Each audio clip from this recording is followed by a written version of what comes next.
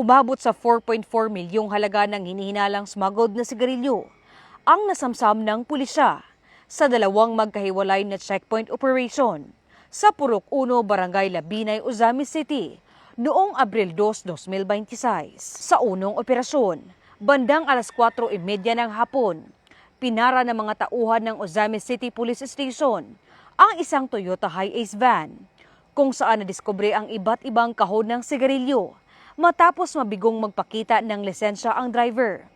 Kabilang sa mga nakumpiska ang 50 kahon ng Fort Menthol, 10 kahon ng New Berlin Red at 5 kahon ng Canon Menthol. Bukod sa sasakyang ginamit, kinilala lamang sa mga alias na Aljun, 37 anyos, at Andrew, 27 anyos, ang mga naarestong sospek.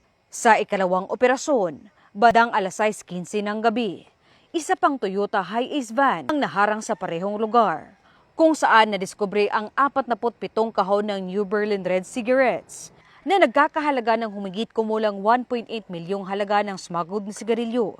Naaresto naman ang dalawang suspect na kinilalang CJ, 23 anyos, at Andy, 57 anyos. Ayon sa investigasyon, napag-alamang mula sa Ipil, Zamboanga, Sibugay ang mga kontrabando at patungong Oroquieta City para sa delivery. Dinala ang mga nakumpiskang sigarilyo sa Ozamis City Police Station at isa sa ilalim sa turnover of Bureau of Customs para sa kaukulang disposisyon. Habang nahaharap ang mga suspect sa kasong paglabag sa Republic Act 10643, ayon kay Police Brigadier General Christopher Abrahano, patunay ang operasyon sa pinaigting na seguridad sa ilalim ng Ligtas Semana Santa at patuloy ang full alert status upang matiyak ang kaayusan at kaligtasan ng publiko.